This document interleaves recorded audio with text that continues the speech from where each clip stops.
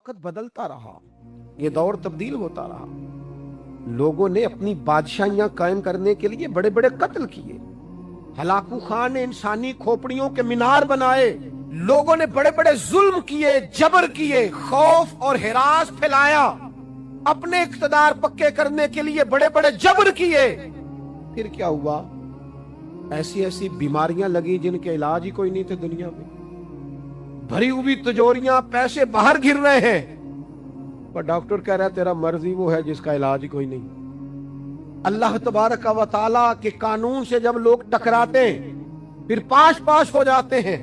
وقت گزرا، ٹائم یزید کا آیا، وقت گزرا تو ٹائم عبید اللہ ابن زیاد کا آیا، ٹائم شمر کا آیا۔ 1450 سال گزرنے کے بعد اس ہزاروں کے مجمع میں سے ایک ایک بچے کو حدیث یاد ہے کہ حسن اور حسین جنتی جوانوں کے سردار ہیں۔ بتاؤ، یزید کو نہیں آتی تھی؟ شیمر کو نہیں پتا تھا؟ کلمہ تو پڑھتے تھے نا یہ؟ عبید اللہ ابن زیاد کو نہیں پتا تھا؟ نبی پاک علیہ السلام کے کندھوں پر حسنین رہے، ان سب کو پتا نہیں تھا؟ یہ جانتے نہیں تھے کہ یہ وہ حسنین کریمین ہیں جن کو حضور سنتے تھے، فرماتے تھے یہ میرے پھول ہیں دونوں؟ کیا بات رضا اس چمنستان کرم کی، زہرا ہے کلی جس میں حسن اور حسین پھول۔ آج 1450 سال گزرنے کے بعد امت کو حدیث آتی ہے کہ نبی پاک علیہ السلام نے فرمایا جس نے حسن اور حسین سے پیار کیا اس نے مجھ سے پیار کیا، جس نے ان سے بغض رکھا اس نے مجھ سے بغض رکھا۔ کلمہ پڑھتے تھے، مسلمان کہلاتے تھے۔ 10 محرم کو جمعے کا دن تھا، امام حسین امامہ باندھ کے گھوڑے پر بیٹھ کر خطبہ دینے لگے تو ایک شخص اندر سے بول کے کہنے لگا حسین تقریر لمبی نہ کر، ہمارا جمعہ لیٹ ہو رہا ہے۔ بلے ہو نمازیو، سامنے وہ شخصیت کھڑی ہے جس پر ابھی درود پڑھیں گے نماز میں، اللہم صلی علی محمد وعلی، ابھی درود پڑھیں گے حسین ابن علی پر، ابھی شہید کر کے ابھی درود پڑھیں گے، وہ سامنے کھڑے۔ اور امام حسین کا ایک جملہ تاریخ نے یوں لکھا ہے کہ شاید ریت کے ذرے بھی تڑپ گئے۔ امام علی مقام فرمانے لگے مجھے غور سے دیکھو، تمہیں پتہ ہے میں کون ہوں؟ تم جانتے ہو میں کون ہوں؟ نبی پاک نے فرمایا تھا یہ حسن اور حسین میرے بیٹے ہیں کیونکہ میری بیٹی کے بیٹے۔ تمہیں پتہ ہے میں کون ہوں؟ سامنے امام حسین کھڑے، فرمایا مجھے جانتے ہو؟ اور امام علی مقام فرمانے لگے میں تمہارے نبی کا نواسا ہوں، اور آج کے بعد تمہیں کسی نبی کا کوئی نواسا نہیں ملے گا، کیونکہ نبی پاک آخری نبی ہے، اور جب حضور کے بعد کوئی نبی نہیں آئے گا تو کسی نبی کی اولاد کیسے ہوگی؟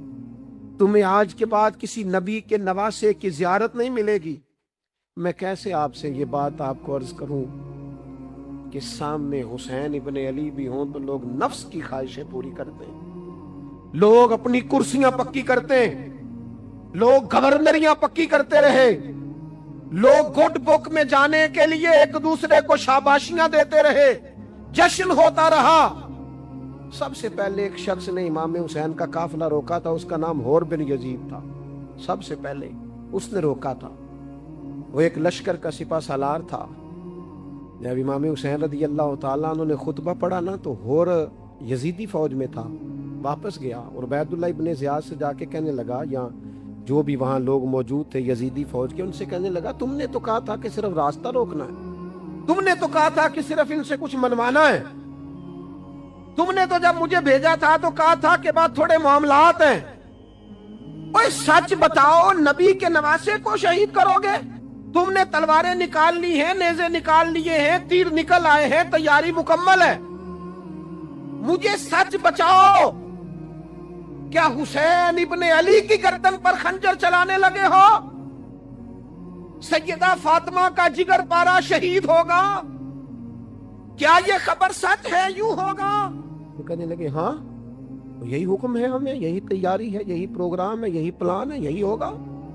کہنے لگا میں اور آپ تو مدینے والے رسول کا کلمہ پڑھتے ہیں، تو کیا محبوب کے نواسے کو ذبح کرو گے؟ جناب علی اکبر کو جن کا چہرہ رسول پاک سے ملتا ہے، حضرت قاسم بن حسن کو जनाब अली के बेटों अब्बास बिन अली को, हजरत अली के बेटे अबू बकर बिन अली को, हजरत अली के बेटे उमर बिन अली को, हजरत अली के बेटे ये भी 3 करबला में मौजूद, हजरत उस्मान इब्न अली को, इनको शहीद करोगे? ने कहा हाँ तैयारी हो गई है। तो सबके जमीर मुर्दा नहीं होते। हाँ हाँ, बड़ी बड़ी सख्त जगहों पे फूल उगते हैं। और ने जब इनसे कहा कि तुम्हारा पक्का इरादा है? कहा पक्का इरादा है। तो उसने कहा ये ज़रा पकड़ो, ये ओहदा पकड़ो, मुझे तुम्हारा दिया हुआ ओहदा नहीं चाहिए, हुसैन के नाना की दी हुई जन्नत दरकार है, ये रखो अपने पास, मुझे तुम्हारा। एड़ी लगाई उसने और दौड़ा और इमाम हुसैन के कदमों में गया। कहने लगा हुजूर मैं मुजरिम हूं, मैं खताकार हूं, मैंने सबसे पहले आपको रोका था, पर मुझे कसम है अल्लाह की मैं जानता नहीं था इनका इरादा क्या है। हुजूर भूल गया, गलती कर बैठा, ये अंधे होंगे, इनकी आंखों में पट्टी बंदी होगी, पर मुझे तो पता है ना कि दुनिया को फिर मोहम्मद का नवासा न मिलेगा। मुझे खबर है अगर माफी मांगू तो माफ कर दोगे। पहला मुजरिम हूं, मैंने रोका है, अगर आ जाऊं तो कबूल कर लोगे?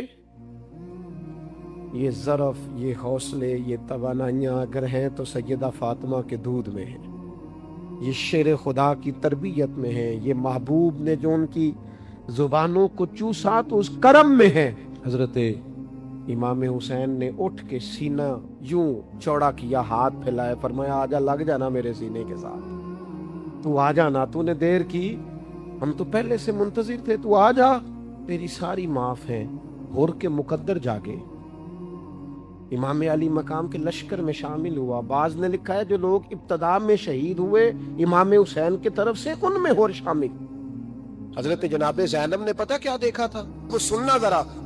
इमाम हुसैन की लाश मुबारक करबला में पड़ी थी और इमाम हुसैन का सर काट के नेज़े पे चढ़ाया गया था और वो बीबियों के सामने सामने खाली सर चढ़ रहा था और सैकड़ों मील का सफर करके दमिश्क के बाजारों से गुजरता वो सर गया। आज मैं सर की बात नहीं करता, सर की, आप मर्द हैं, जवान है सारे, यहाँ किसी का कटा हुआ हाथ फेंक दिया जाए ना, हाथ तो लोग चीखे मार के दौड़ जाएंगे, बल्कि हाथ तो दूर रहा, किसी की उंगली काट के यहाँ फेंकी जाए तो लोग चीखे मार के मर्द दौड़ जाएंगे। लेकिन कटा हुआ सर देखा, लाशें देखे, यजीद का दरबार आया, बीबी साहबा को ना ऐसे औरतों ने अपने हाले में लिया है, सैयदा ज़ैनब वहां बैठ गई। तो जब बोला ना यजीद दरबार में, कहने लगा कि देखो अल्लाह ने इज्जत वालों को इज्जत दी, माज़ अल्लाह सुम्मा माज़ अल्लाह। और मेरे मुखालिफिन का क्या असर हुआ जब उसने देखे ना, एक आदमी मजबूर है, मकहूर है, इतना लंबा सफर है, गुर्बत है, प्यास है, बीमारी है, क्या अंदाज है जब इस आलम में यजीद के दरबार में उसने गुस्ताखी की इमाम हुसैन की। यहाँ लोग कहते हैं किसी को कुछ ना कहो, क्यों ना कुछ कहें, जो सैयदना इमाम हुसैन के बारे में बात करेगा जुबानें खींचेंगे उसकी, जो सहाबा के बारे में बात करेगा हम करने देते हैं। ये क्या बात हुई, गुस्ताखी करना, बेअदबी करना, ये कौन सा दीन है? ये तो तुम बेदीनी फैला रहे हो।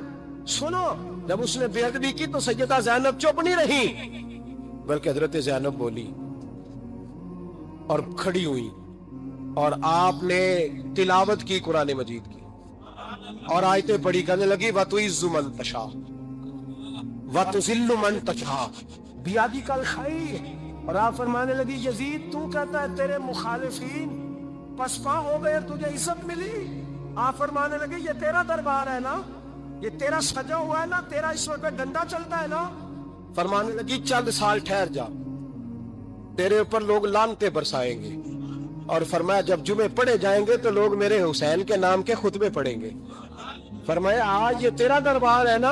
हजरत नौमान बिन बशीर सहाबी रसूल थे, वो कहते हैं मेरे करीब एक नाबीना सहाबी बैठा था, सुनो सुनो हवाला मैं दिखाऊंगा। कहने लगे मेरे करीब उस वक्त यजीद के दरबार में एक नाबीना सहाबी बैठे थे, जब बीबी ज़ैनब ने ये बात की ना तो वो नाबीना सहाबी मेरा हाथ पकड़ के कहने लगे नौमान अली आ गए हैं, ये तो अली की आवाज है, अली आ गए। जिब्रील अली बोल रहे हो जैसे حکمت کے گوہر رول رہے ہوں جیسے دربار دمشق میں وہ زینب کا خطاب منبر پہ علی بول رہے ہوں جیسے. کہنے لگے علی آنے علی، یہ تو علی کی آواز ہے. جناب نعمان بن بشیر کہنے لگے نہیں، علی جب بولتے تھے تو بڑا رنگ ہوتا تھا، ابھی تو زینب کھل کے بول ہی نہیں رہی، ابھی تو زینب ستائی ہوئی ہے، ابھی تو زینب زخم کھا کے آئی ہے، ابھی تو زینب پیاسی ہے. کاش زینب تر و تازہ ہوتی تو زینب خطبہ پڑھتی تو علی کی طرح گرجدار آواز نکلتی. یزید کے محل کانپتے، جبریل امین بول رہے ہوں جیسے، حکمت کے گوہر رول رہے ہوں جیسے، دربار دمشق میں بی بی زینب کا خطاب منبر پہ علی بول رہے ہوں جیسے.